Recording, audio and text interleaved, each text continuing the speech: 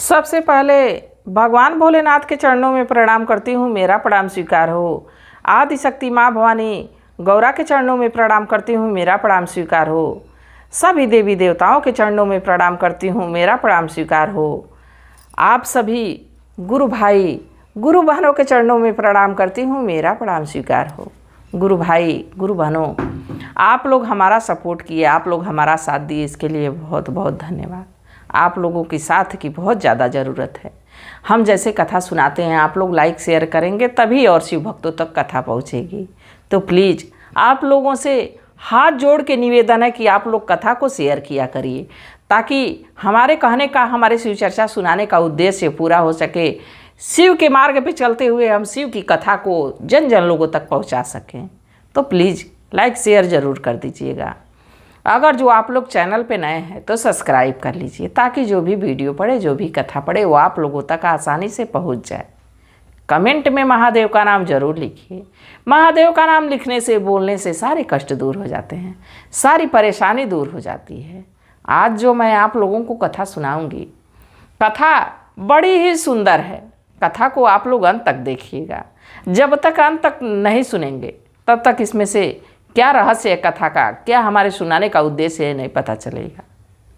और दूसरा, आधा अधूरा देखने पे भगवान का अपमान होता है।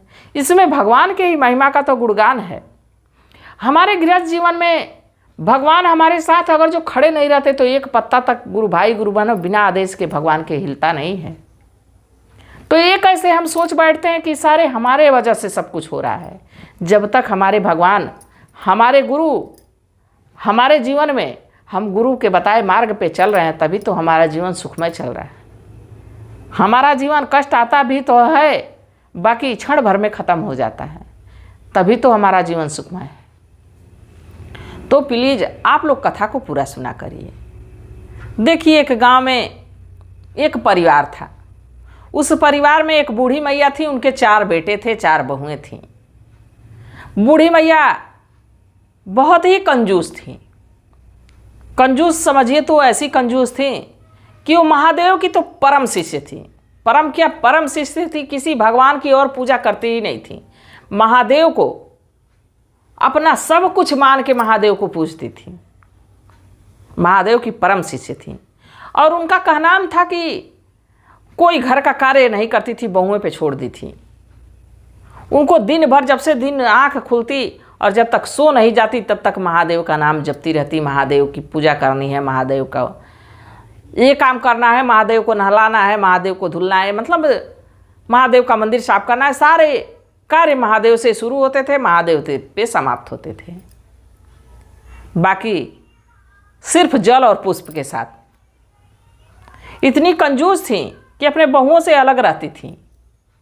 अपने बहुओं को थोड़ा सा खेत और थोड़ा सा घर देके उनको अलग कर दी थी कि तुम लोग कमाओ खाओ, और सारा धन और सारी खेती गृहस्थी लेके अपने अकेले रहती थी। किसी को ना दान करती थी, ना किसी ज़रूरतमंद की मदद करती थी। इतनी घमंडी औरत थी। महादेव की शिष्य तो हम कह रहे हैं सही में थी वो। बाकी उनके अंदर एक ये स्वभाव था कि हमारा धन खर्च ना हो, जो है वो पड़ा रहे और बढ़ता ही रहे, बाकी खर्च ना हो, ऐसा उनका स्वभाव था। धीरे धीरे समय बीतने लगा।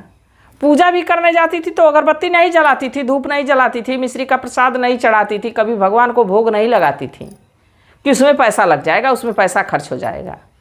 मात्र जाती थी, बेलपत्र तोड़ती, पुष्प तोड़ती और 1 लोटा जल चढ़ा देती, जो फ्री में प्रकृति हमको दी है।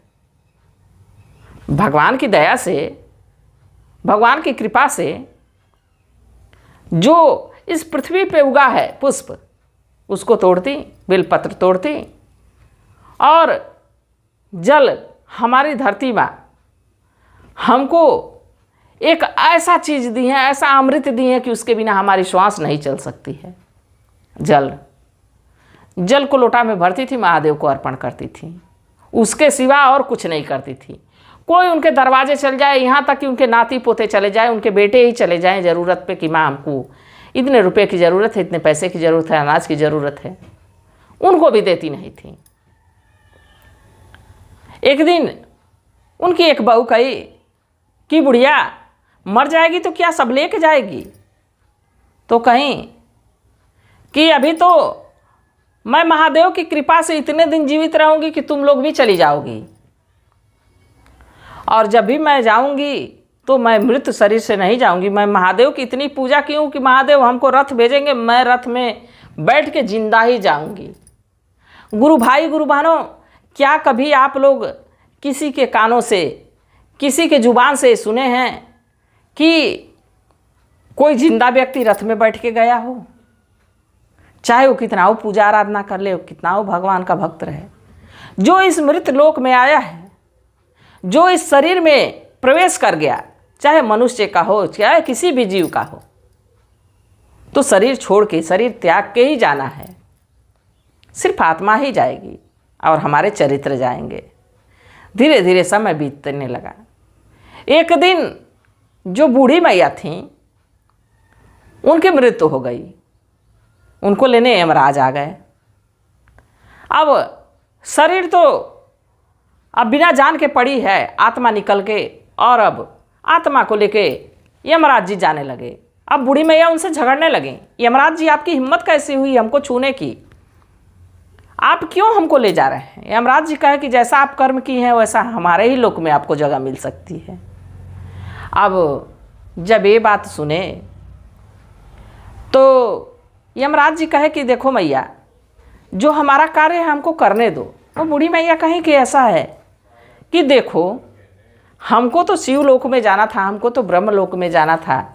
हम जब से सुबह से उठ जाते थे तब से, और जब तक हमारी आंख बंद हो नहीं जाती थी, जब तक शाम हो नहीं जाती थी, मैं सो नहीं जाती थी भोजन करके, तब तक मैं सिर्फ भगवान की सेवा में लगी रहती थी। और तुम्हारी हिम्मत कैसे हुई कि तुम हमको लेके जा रहे हो?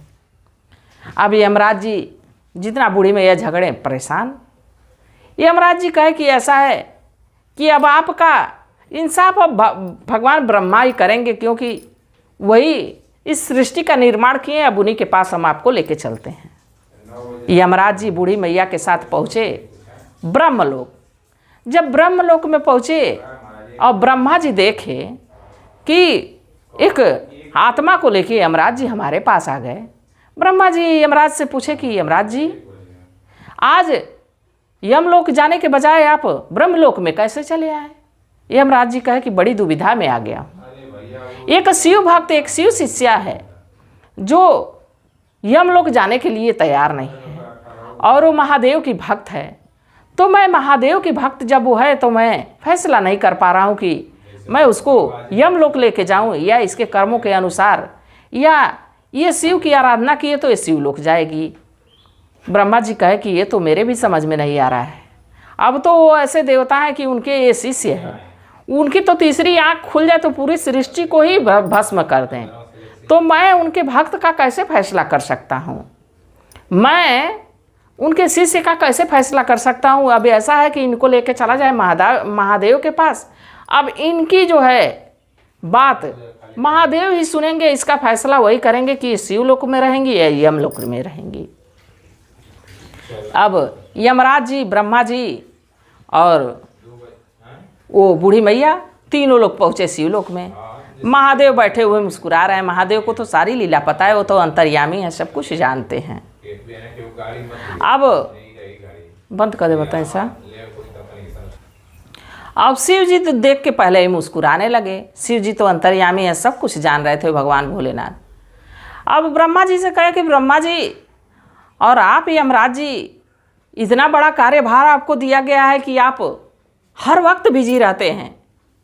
जितनी घड़ी, जितना समय बना है उस समय में आप हर वक्त व्यस्त रहते हैं, आप और शिव लोग। तो कहे कि हे प्रभु, हमें क्षमा करिए, बाकी तो हम आपके एक शिष्य को लेकर बड़े परेशान हैं। हम उसको पृथ्वी पे गए हैं, लेके आए हैं, और तब से हमसे झगड़े पूरे रास्ते, और वो यमलोक जाने के लिए तैयार नहीं है। तो मैं ब्रह्मा जी के पास लेके गया। ब्रह्मा जी कहे कि मैं इसका फैसला नहीं कर सकता हूँ। महादेव मुस्कुराए जा रहे हैं। महादेव कहे कि हाँ बूढ़ी मैया, तो बताइए आपकी क्या समस्या है? बूढ़ी मैया कहे कि भगवान, मैं नित्य दिन आपकी सेवा करती थी, आपकी पूजा करती थी, आराधना करती थी, और मैं यही सोची थी कि मैं जब भी मरूंगी तो हमको पुष्पक विमान आएगा, उसमें मैं बैठ के अपने शरीर सहित आपके शिवलोक में आऊँगी, और आप तो हमको यमलोक भेज दिए। महादेव मुस्कुराने लगे, कहे मैया मानते हैं तुम हमारा पूजा पाठ की, पर अपने बच्चों तक को सुख नहीं दी, दूसरों को तो छोड़ो, अपने बेटों को भी अलग कर दी, अपने बहुओं को अलग कर दी जो बड़े संस्कारी बड़े अच्छे हैं। तुम उनकी ज़रूरत को भी पूरा नहीं कर पाई, और जिस धन के लिए तुम परेशान थी सारा धन भी वही छूट गया। तुम लेके क्या आई हो? कम से कम अपने परिवार का देखी रहती कि हमारे बच्चों को क्या ज़रूरत है, उस धन को खर्च की रहती, दान पुण्य की रहती, साधु संतों को दान पुण्य की रहती, भोज कराई रहती, तब तुम्हारी मैं इस शिवलोक में जगह बनाता। अभी तो तुम्हारी जगह नहीं है। अब बूढ़ी मैया बड़ी परेशान, हे प्रभु कोई उपाय करिए, बाकी हमको तो शिवलोक में ही रहना है, भगवान की चरणों को पकड़ के। अब वो आत्मा पकड़ के रोने लगी। महादेव अब कैसे अपने शिष्य को छोड़ते?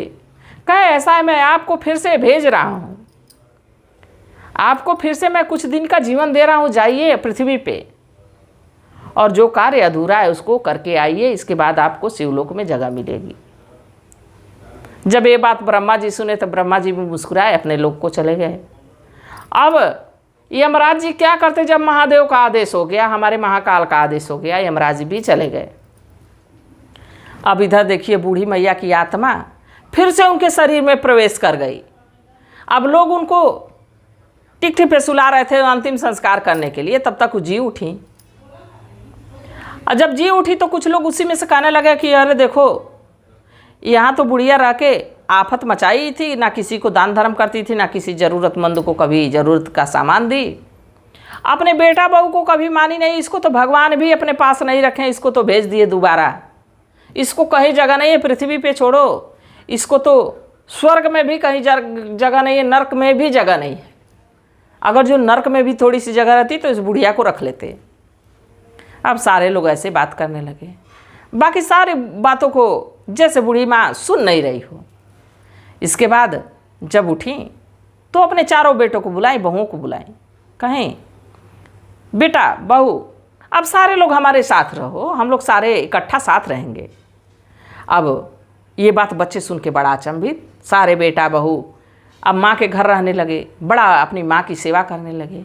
अब बूढ़ी मैया अपने नाती पोतों की खूब सेवा की, अपने नाती पोतों के साथ खेलती, लोगों को बुला के दान पुण्य करती, साधु संतों को भोजन कराती, जिस ज़रूरतमंद की ज़रूरत रहती उसको जो ज़रूरत थी वो देती, अपने पोती पोतियों की शादी की।